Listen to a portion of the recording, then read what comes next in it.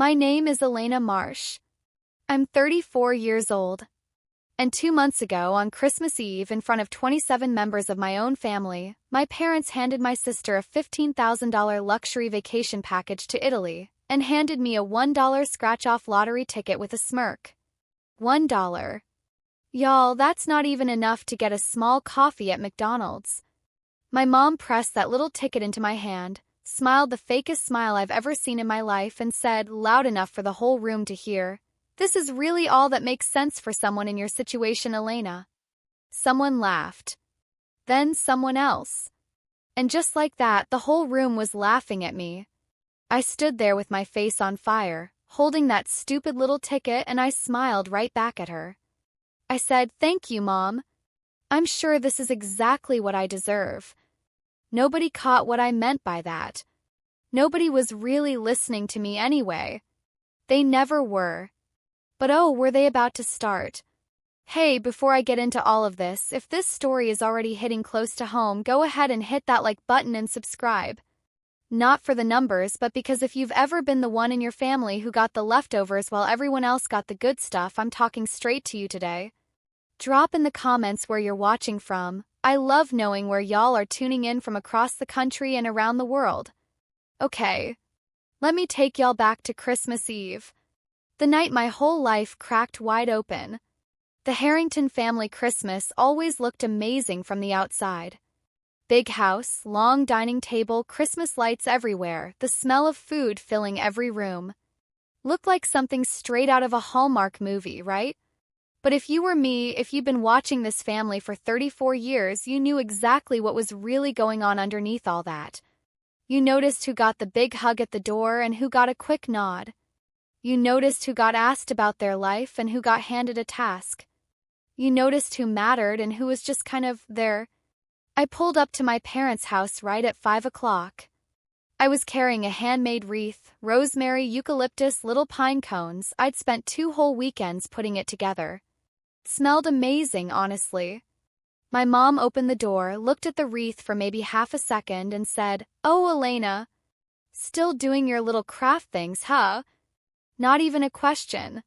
Just a comment she tossed out like she was swatting a fly. Before I could even say anything, I heard my sister Natalie's voice from inside. That high, bright, excited voice she always used around our parents. Mom's whole face changed instantly. She lit up like a Christmas tree and rushed right past me, arms already open wide. "There she is. Oh my gosh, Natalie, you look incredible. Is that coat new? I love it so much." I stood in the doorway holding my wreath, letting the cold December air blow in behind me. Then I just walked myself inside. My dad, Richard, was kicked back in his armchair in the living room, laughing it up with Natalie's husband, Derek. Now, Derek, this guy always rubbed me the wrong way.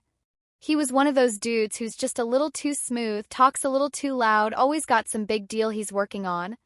My dad ate it up, though. Thought Derek was the greatest thing since sliced bread. Dad looked up when I walked in. Just for a second. "Elena. Good, you're here. Go check on your Aunt Patricia in the kitchen, she needs a hand." Of course. That's my role at these family things. Show up, help out, stay quiet, don't make a fuss. I put my wreath on a side table where nobody would notice it and went to find my aunt. Aunt Patricia was in the kitchen looking a little worn down. She caught my eye and gave me this small, tired smile. The kind of look that says, "I see what's happening and I hate it, but what can I do?" I picked up a knife and started chopping vegetables. About an hour later, I was setting out the bread rolls when I heard voices coming through a door that wasn't fully closed. My mom, my dad, and Natalie talking in that low, quiet way people talk when they think nobody important is around. "The villa's all confirmed," Mom was saying. 10 whole days, y'all. Private pool, a personal chef cooking every meal, wine tours through the Tuscan countryside. Kids are gonna absolutely lose it when they find out. Derek already found this restaurant right near the property. 3 Michelin stars. What about Elena? That was Natalie. And honestly, she didn't even sound worried. She sounded more like she was running down a checklist and just remembered one more item. Silence. Then my dad cleared his throat. She's real busy with work. You know how she gets. She wouldn't want to come to something like this anyway. They hadn't asked me. They never asked me. They just made the decision and moved on. I pushed the door open. All three of them turned around at the same time. I'm not invited, I said. Not a question. A statement. Mom's smile went tight real fast. Sweetheart, this trip is to celebrate Derek's new business deal. It's more of a family thing, I finished. Got it. Natalie jumped in, using that extra sweet voice she saves for when she wants to manage me. You're always so swamped with your projects, Elena. We figured you'd rather stay home. You're so independent. There it was. Independent. That's the word they always used for me. What they really meant was alone. What they really meant was not one of us. I was about to say something I probably would have regretted when I felt a hand on my arm. I turned around. My grandma, Nora Harrington, 88 years old, was standing right behind me in the hallway. She was leaning on her cane, but her eyes, Lord, her eyes were sharp as ever. Sharpest things in that whole house. She squeezed my arm once. Real firm. Like she was telling me something without words. Then my mom swooped in and started steering her away. Mom, you shouldn't be on your feet this long. Come sit down, let me get you some tea. As Grandma Nora got walked around the corner, she turned her head back and looked straight at me. Her lips moved real slow and careful so I could read them. Call James Holloway. This week. Don't wait. I had no clue who James Holloway was. But I was gonna find out. Dinner was everything I expected and nothing I wanted. Dad stood up, clinked his glass, and gave this big warm speech about family and being grateful and how much everyone meant to him. Real touching stuff. Would have been real touching anyway if I hadn't spent 34 years watching him treat his two daughters like they weren't even in the same category. This year, he said, grinning big, Carol and I wanted to do something real special for our girls. Natalie glided up to the front of the room like she'd been rehearsing it. 'Cause honestly, she probably knew it was coming. Mom handed her this big, thick envelope with a ribbon on it. For you, Derek, and the babies. 10 days at a private villa in Tuscany, Italy. Personal chef, wine tours, a private car taking you everywhere, and a reservation at one of the best restaurants in the entire country. The room just exploded. People were gasping, clapping, hollering. Natalie started crying those pretty little tears that always show up right on cue. Derek jumped up and hugged my dad like they were old war buddies. Then my mom turned to me. The room got real quiet real fast. The way it does when a joke is coming and everybody already knows the punchline. Elena, come on up here, honey. I walked up. My legs felt like concrete. She put something in my hand. I looked down. A scratch-off lottery ticket. $1. Kind they keep in a little rack right next to the beef jerky at the gas station.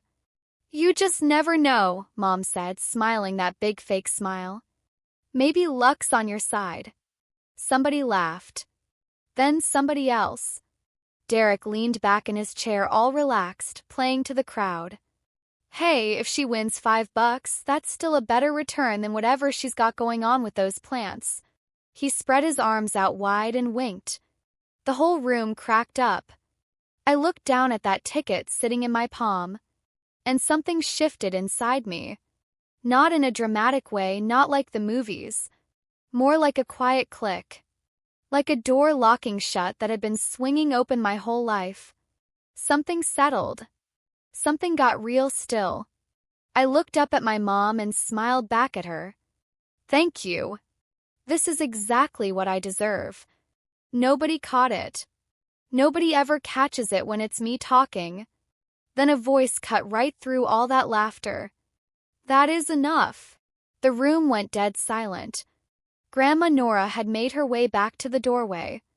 She was gripping her cane with both hands so tight her knuckles had gone white. Her voice wasn't loud. but it reached every single corner of that room. "You do not treat Elena like this. Not in front of this family. Not ever. Not one more time." The silence after that was heavy. The uncomfortable kind. Kind where everybody's looking at the floor. Dad cleared his throat. "Mom, you're tired." "I am not tired, Richard. I am ashamed of you." Mom was already on the move, clicking across the hardwood floor in her heels. She wrapped her arm around Grandma Nora and started steering her out. "Let me take you to lie down. You've been on your feet too long." "Carol, I am not. The doctor said you need rest. Come on now." As they disappeared down the hallway, Grandma Nora looked back over her shoulder at me one more time. She gave me a single slow nod. "Like I see you. I got you. Don't you forget it." Then the door closed. And the party just kept going. Like nothing happened. Like she never said a word. That's how this family worked. Inconvenient truths got walked out of the room and the party kept right on going. I excused myself and locked myself in the bathroom for a few minutes. Stared at my face in the mirror. Stared at that little ticket still crumpled up in my fist. $1. That's what they thought I was worth. But Grandma had given me a name. James Holloway. And something in my gut told me that name was gonna mean something. It was almost midnight by the time most people had cleared out. I was doing dishes and cleaning up because of course that was my job when I slipped into my dad's home office to grab a few cups he'd left in there. That's when I saw the papers on his desk. They were just out there in the open. Bill's stamped final notice in big red letters. A letter from some debt collection agency. And underneath all of that, a loan agreement with my dad's name at the top and Derek's name right below it. $200,000. The interest rate on that thing was just criminal. Kind of rate you only see when someone's got you by the throat and they know it. I flipped to the next page. Collateral, the deed to Grandma Nora's house. The house she'd lived in for 50 years. The house where I spent every single summer as a kid, learning to bake in her kitchen, reading books in that little window seat overlooking her rose garden. The house that was supposed to be hers until her last breath. Her signature was at the bottom. Shaky and uneven, barely looked like her handwriting at all. Dated 8 months ago, the exact same month she'd been in the hospital after a bad fall, doped up on pain meds, barely knew what day it was. My hands were shaking so bad I could barely hold my phone. I photographed every single page. Every one. I didn't have a plan yet, but I understood something now that I hadn't let myself fully see before. The way my family had been treating me my whole life, it wasn't just favoritism. It wasn't just them liking Natalie more. I was a threat. I was the one who might notice things. The one who might ask questions. The one who might not just go along with it. That's why they needed me small. Quiet. Out of the way. That's why they gave me $1 scratch-off and laughed. I slipped out the back door into the cold night air and drove home with my heart hammering the whole way. 3 days after Christmas, I found that ticket at the bottom of my coat pocket. I'd honestly forgotten all about it. I was sitting at my kitchen table, still turning over everything I'd seen in my dad's office, and I pulled out my coat to grab my keys and there it was. That little gray rectangle. I don't even know why I scratched it that morning. Maybe just to do something with my hands. Maybe some tiny stubborn piece of me just wanted one small thing to go right. I scratched the first row. Then the second. Then I stopped. I scratched it again real slow like I thought maybe I'd done it wrong. Same numbers. I went to the lottery's official website and typed the numbers in by hand. $50 million. I just sat there at my kitchen table and did not move for a really, really long time. I didn't scream. I didn't jump around. I didn't call anybody. I just sat there with this $1 ticket on the table in front of me and $50 million with my name on it, feeling something so big it didn't have a word yet. Then I remembered what Grandma Nora had whispered to me. James Holloway. I looked him up. State attorney. Been practicing for 30 years. Small office downtown. Turned out he'd been Grandma Nora's personal lawyer for the past 20 years. I called him that afternoon. James Holloway's office felt like the kind of place where serious things got handled properly. Dark wood walls, shelves full of books, quiet afternoon light coming through the windows. He was maybe late 50s, real calm and steady, kept taking his reading glasses on and off while he talked. Before I could even bring up the lottery, he slid a folder across the desk toward me. "Your grandmother asked me to reach out to you if you ever called," he said. "She set something up 7 years ago. She was very specific about how she wanted it handled." Inside the folder was a trust fund. In my name, $400,000 quietly sitting there and growing for 7 years. I couldn't even speak. "She was scared your mother would find a way to get to it," James said, real gentle. "She wanted to make absolutely sure it went directly to you. She told me, and I'm quoting her notes right here, Elena is the only one in this family who never once asked me for a single thing. That's exactly how I know she's the one who needs protecting." I had to press my hand over my mouth to keep it together. "There's more," he said quietly. "The house. I already knew." I pulled up the photos on my phone and slid it across the desk to him. He looked through every picture real carefully. "This is exactly what I was afraid of," he said. "Her signature doesn't match her other documents. The timing is seriously questionable. She was heavily medicated, her mind wasn't clear, and there are medical records that back all of that up. We can fight this." "What would it cost?" I asked. "To pay off the debt, clear everything, get the house back in her name?" He thought about it for a second. "With all the fees, the interest, everything, you're looking at around $225,000. I took a breath. "I have something to tell you," I said. "About a scratch-off ticket my mom gave me as a joke." James set his glasses down and gave me his full attention. When I finished, he was quiet for a moment. Then he said, "Well, that changes things quite a bit." "I want to pay off that debt," I said.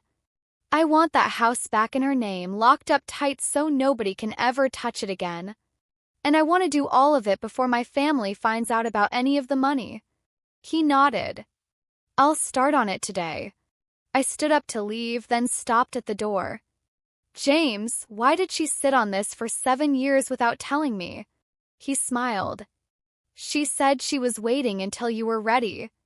She said you'd know when the time was right." I walked out of that office feeling something I hadn't felt in a really long time. Like I actually had solid ground under my feet. I didn't tell a soul. For 3 weeks, I just went about my regular life. Went to work at my little landscape design studio. Answered emails. Grabbed lunch at the same spot I always go to on Tuesdays. Smiled at my clients. Did everything exactly like normal. The whole time, $50 million was sitting there waiting to be claimed through an LLC my lawyer was quietly setting up for me. Every time my mom texted me about watering her plants while she was gone, or Natalie sent a group chat message about the Tuscany trip, I felt nothing. Or not exactly nothing, I felt this warm, steady thing in my chest. Like holding a secret that belongs to you and only you. Nobody could take it. Nobody even knew it was there. It wasn't about getting back at them. It was about finally, for the first time in my life, having something that was just mine. I called Aunt Patricia the second week of January. She picked up on the first ring like maybe she'd been waiting for me to call. "Elena." Her voice was careful. "Aunt Patricia, I gotta ask you something straight up." "Okay. How deep is Dad in with Derek? And what's really going on?" Long silence. Kind where you can hear someone deciding what to say. "How'd you find out?" I saw papers on his desk. "Christmas night." She let out a slow breath. "Not on the phone. Meet me Saturday morning. You know that little bakery on Clement Street?" She was already there when I walked in, holding her coffee mug with both hands like she needed something to hold on to.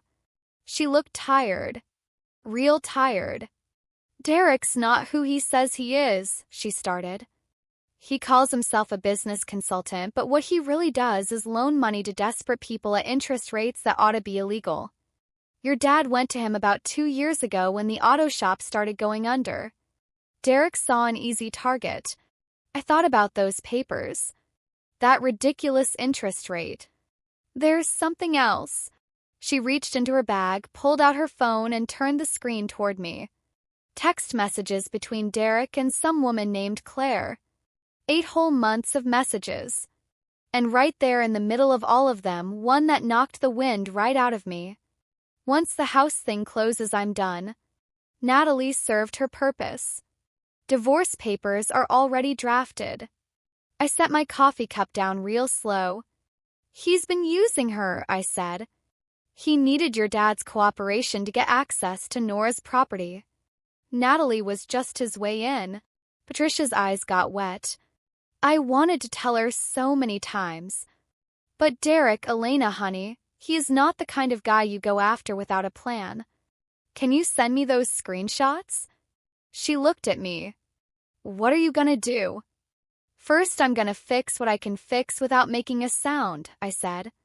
And then everybody's gonna find out everything at the exact same time. Over the next couple weeks, James and his team got to work on the deed challenge. Between Grandma Nora's medical records from when she was hospitalized, Aunt Patricia agreeing to give a statement, and all the paperwork I'd photographed, the picture was real clear. The bank's lawyers took one look at everything and agreed to review it. Then the local news ran a short story. Anonymous winner. $50 million. Ticket bought at a little convenience store on Morrison Avenue, which just happened to be the same street where my mom bought mine. I did not set that up. I promise y'all, the universe just has a wild sense of humor sometimes. Aunt Patricia posted it in the family group chat. Did y'all see this? Somebody right in our area won $50 million from that little store on Morrison Avenue. Can you even imagine? The group chat went absolutely nuts. Cousins losing their minds. Uncle Barry talking about retiring.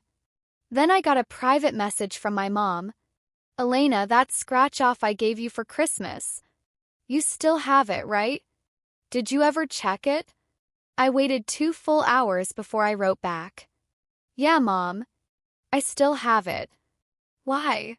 Oh, just curious. No reason at all. Smiling face with smiling eyes. Y'all. She used an emoji.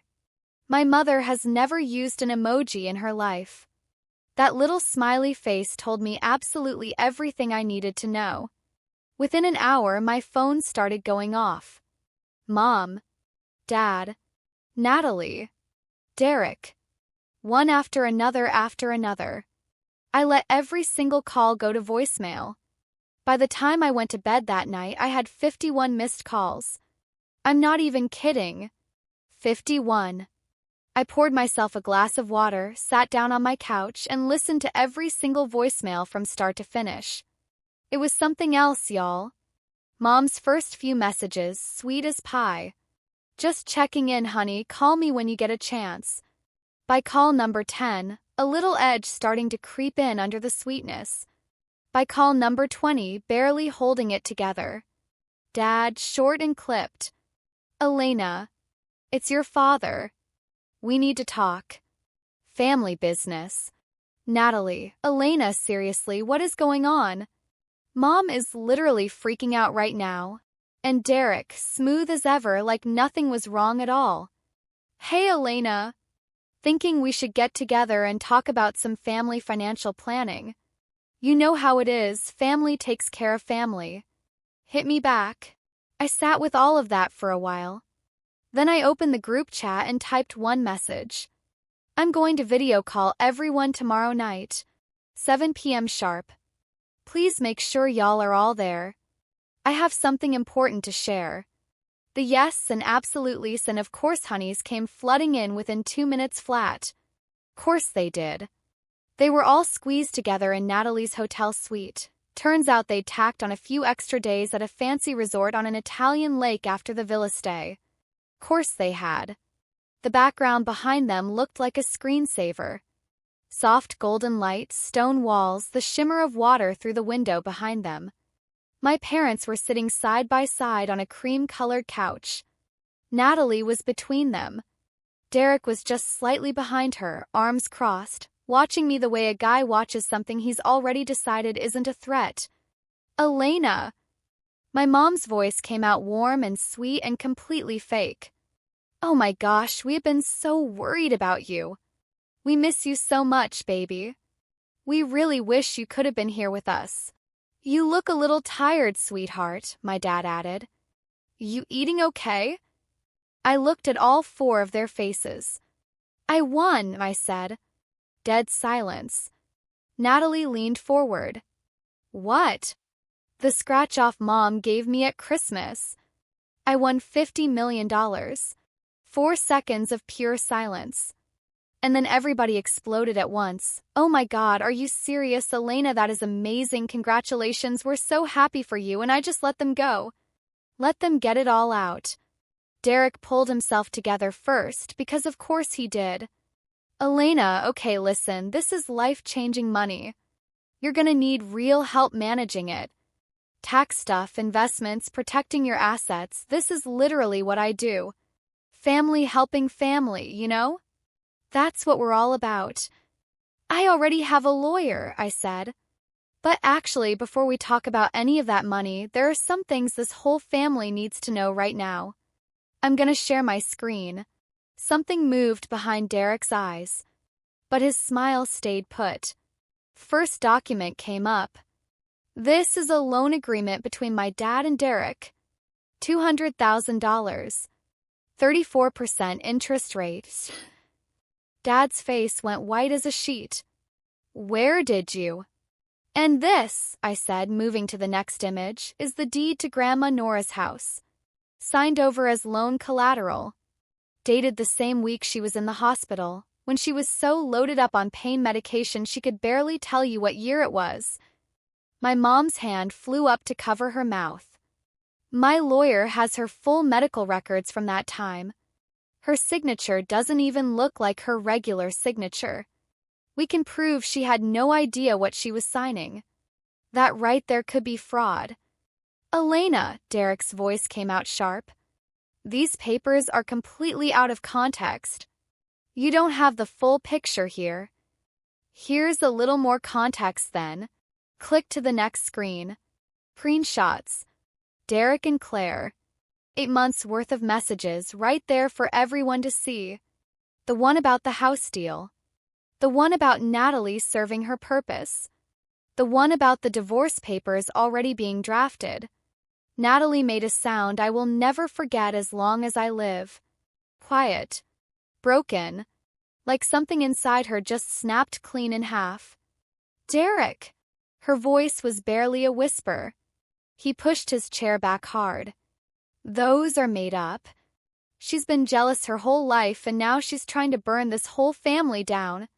Look at his face, I said quietly. Natalie. Just look at his face and ask him. She turned to him. He didn't say a word. He grabbed his phone off the table and walked straight out of the camera frame. My mom was crying. My dad just sat there completely frozen, like a man watching everything he'd built fall apart in real time and having no idea what to do about it. Here's what's gonna happen, I said, keeping my voice steady. I'm paying off that debt in full. Every single penny. And I'm getting that lien off Grandma's house. The deed goes back into her name, fully protected. Nobody in this family will ever have any kind of legal claim on it again. We're your family, my dad said. His voice had nothing in it. So is she. And she's 88 years old, and she almost lost the only home she's ever known because the two of you needed a way out of a mess you made. She didn't deserve that. She never deserved that. I let that sit for a moment. I'm not doing this to hurt y'all. I'm doing it because it's right. Because somebody in this family needed to choose her, and it was gonna be me. I ended the call before anyone could say another word. My apartment was so quiet after that. I'd played that moment out in my head so many times over the past few weeks. I thought I'd feel like I was on top of the world, like I'd finally won something huge. But honestly, I just felt like I'd run a really long race with no training and I'd made it across the finish line and now I was just kind of standing there, worn out, relieved, empty in a way that didn't feel bad, just real. A knock at my door. Through the peephole, Aunt Patricia. She looked like she'd driven straight to my place the second the call dropped. I let her in. She didn't say anything at first. She just pulled me into this big long hug and held on.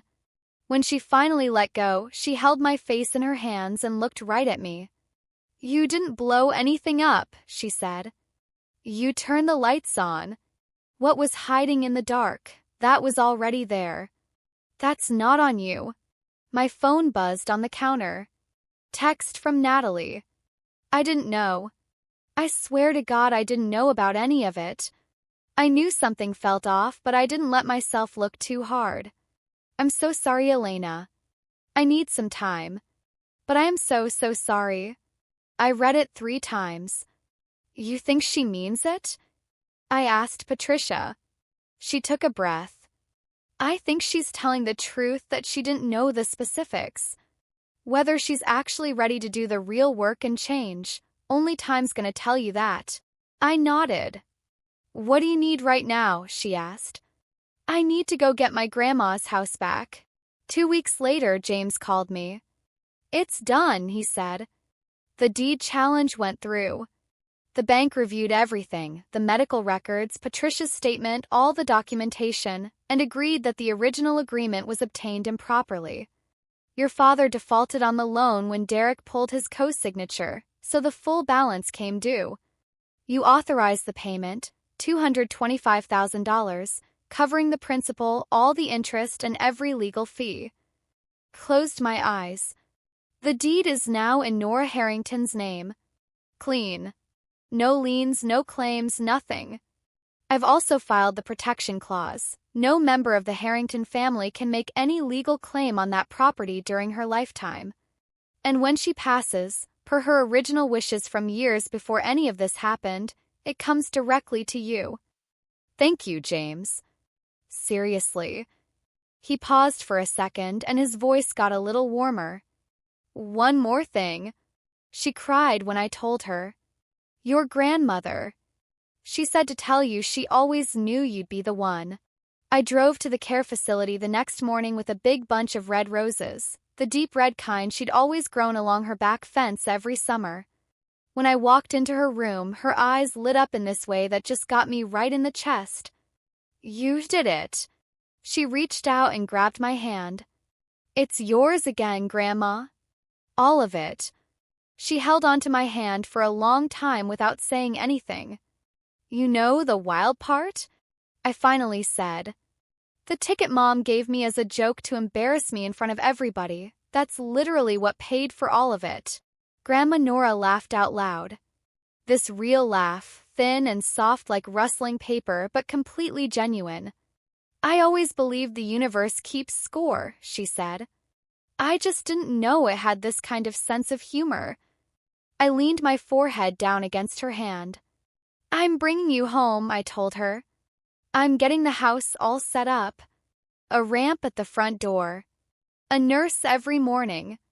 Whatever you need. All of it. She squeezed my hand tighter. Don't let this money turn you into somebody I don't recognize, she said. Promise me that. I didn't hold on to that trust fund for 7 years so you could become someone hard. I promise. And Elena. Her voice got quieter. Don't stop being soft. Being tough is easy. Staying soft after everything people have put you through, that's the bravest thing a person can do. Derek's whole world fell apart faster than I expected, and honestly, I barely had to do a thing. Turns out, when Derek went around telling people that the screenshots were fake and that I was some unhinged, jealous family member trying to destroy a good man, Claire found out about it. Claire was not having it. She went public on every social media platform she had. Photos of them together. hotel receipts, voice messages, a whole video of her, crying and furious, telling the entire internet exactly who Derek Pierce really was.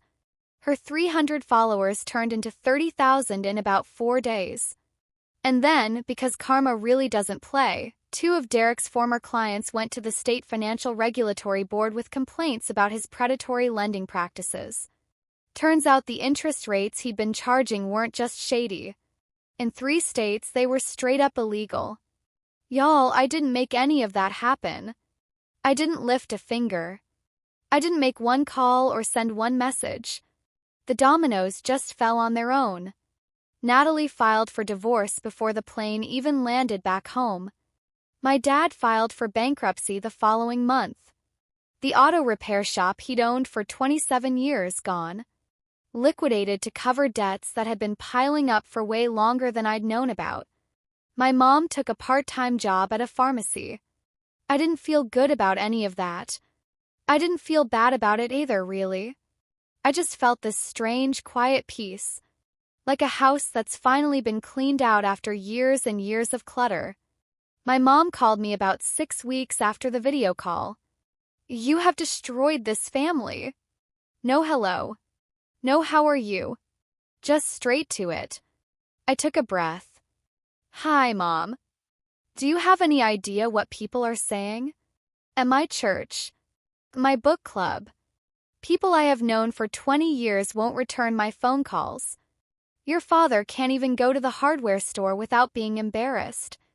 I understand that's hard." Hard. Her voice cracked. "Elena, you had $50 million. You could have helped us. You could have paid off the debt quietly, kept it all in the family, handled it privately. You could have just covered it all up," I said quietly. "I could have pretended Derek wasn't robbing people blind and cheating on my sister. I could have let y'all keep Grandma's house. Is that what you're asking me to do?" Silence. "We're your parents. You handed me a $1 lottery ticket in front of 27 people as a joke, Mom. You cut me out of every family trip and celebration for my whole life.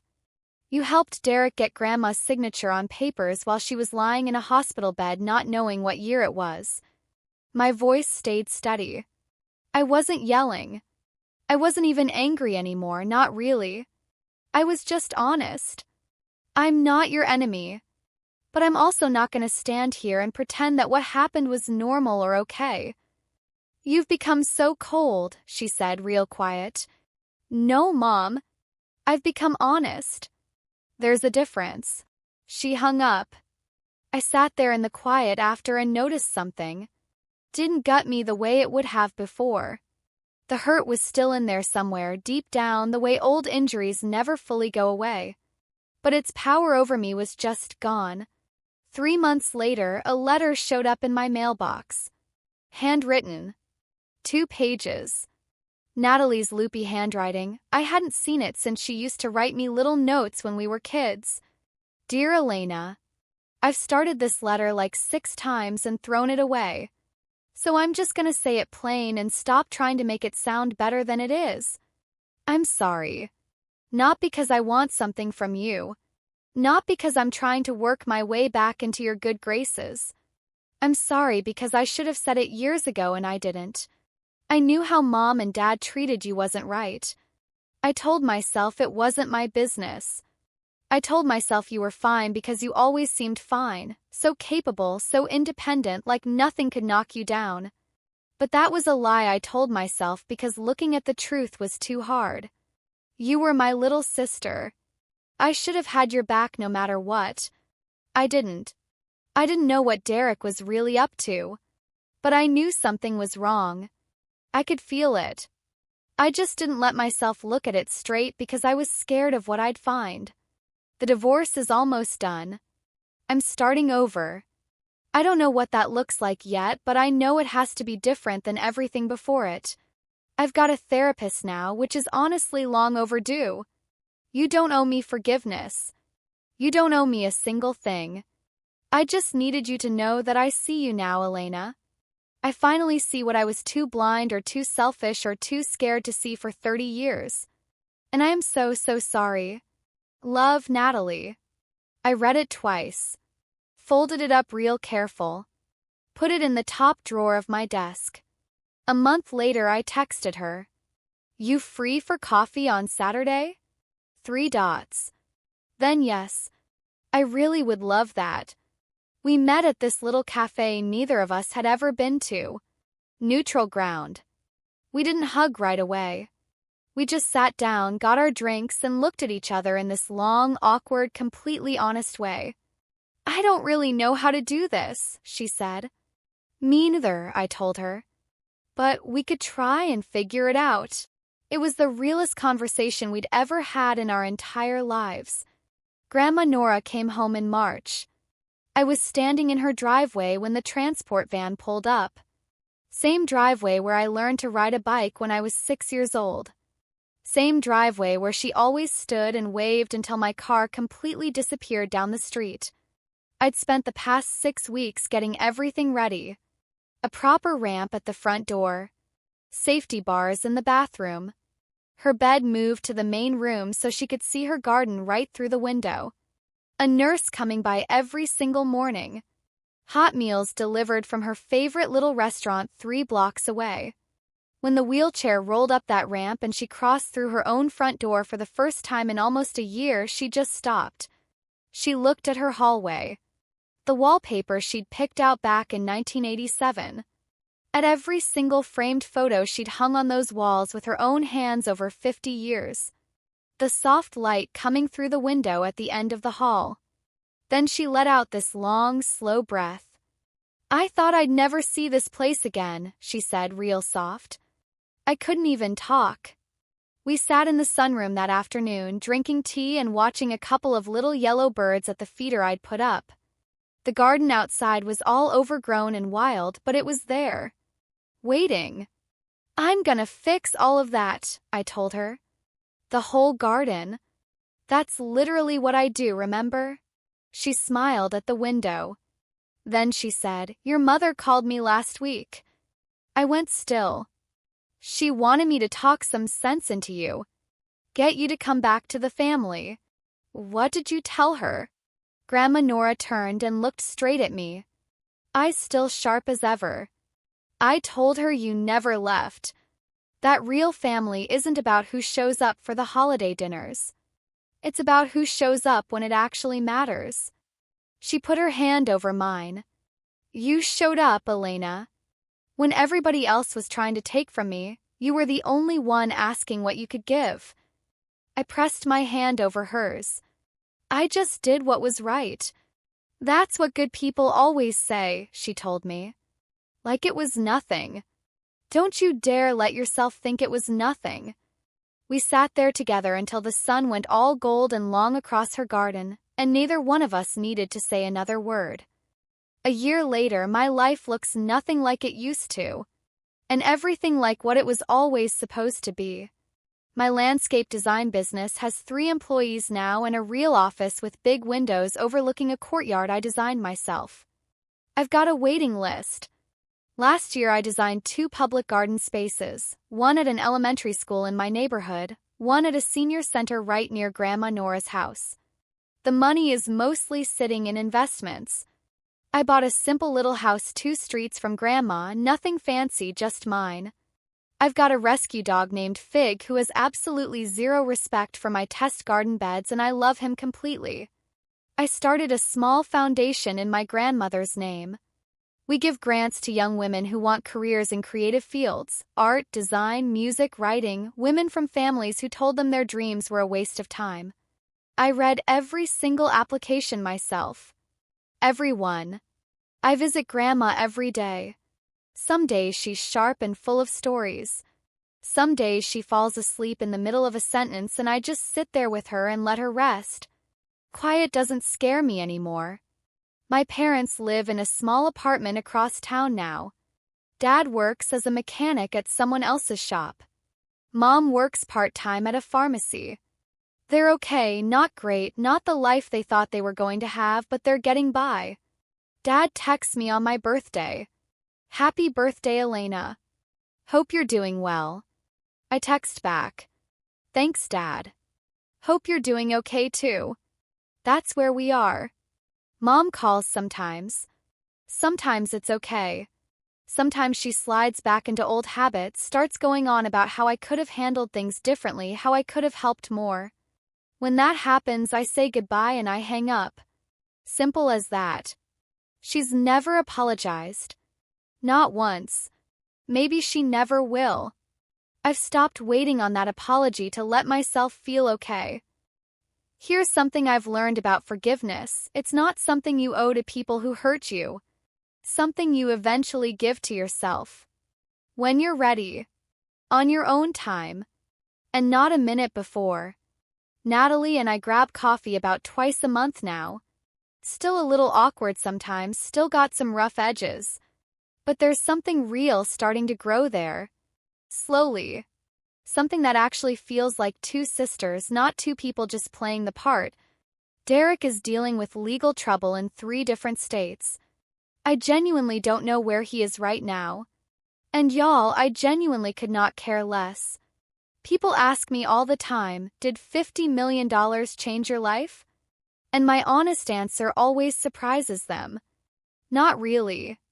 Not in the way you'd think. The money gave me options. Gave me freedom from other people deciding what I was worth. Gave me room to breathe, room to build, room to just be myself without asking anybody's permission. Those things are real and I don't want to brush past them. But what actually changed my life? It wasn't the money. It was one moment. One single moment standing in my parents' dining room with a $1 scratch-off ticket in my hand, finally seeing something I'd been running from my whole life. People who were supposed to love me no matter what, they never actually saw me. Not because I was hard to see. 'Cause they never even tried to look. They looked at me and saw a liability. Problem to manage. Someone to keep quiet and small so she never caused trouble. That ticket didn't show me what I was worth. It showed me that they never thought I was worth finding out. And knowing that, really knowing it deep in my bones, was worth more than any amount of money on earth. If you're watching this right now and you know that feeling, being the afterthought in your own family, the one who gets the crumbs, the one who gets handed a $1 ticket as a punchline while everybody else gets the trip to Italy, I need you to hear this. You do not need $50 million to start choosing yourself. You don't need a lucky break or a miracle or someone to finally see how great you are. You just need one decision. One real honest moment where you stop waiting for people who don't see you to someday finally see you. Stop making yourself small so other people stay comfortable. Walk away from tables where you're only ever welcome when there's work to do. Build your own table. Fill it with people who actually show up for you. The money gave me options. But the power? That was always mine. I just didn't know it until someone handed me a $1 lottery ticket with a smirk on their face, thinking they were putting me in my place. They did put me in my place. Just not the one they had in mind. I want to leave you with one last thing before I go. There was a moment, right after I ended that video call, right after my mom was crying and my dad was frozen and Derek had walked out of frame, where I sat alone in my apartment and thought about how differently it all could have gone. What if I'd never scratched that ticket? What if I'd left it in my coat pocket forever?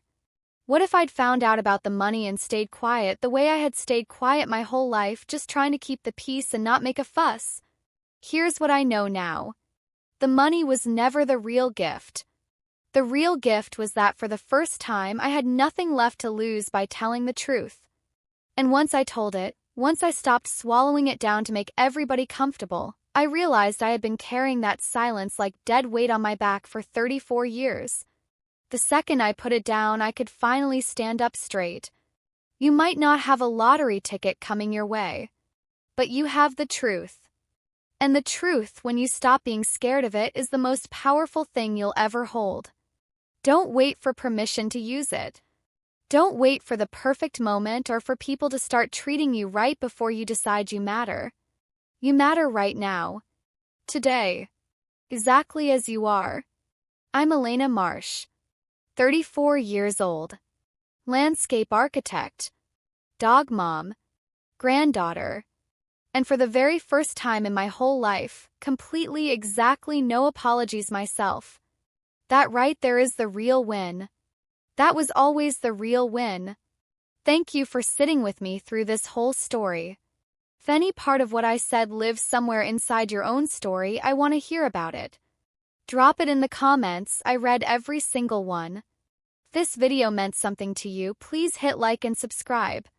It helps more people who really need to hear this actually find it. And check the description for the next story. It is right there waiting for you. Until next time, know what you're worth. And don't let anybody on this earth hand you less than that.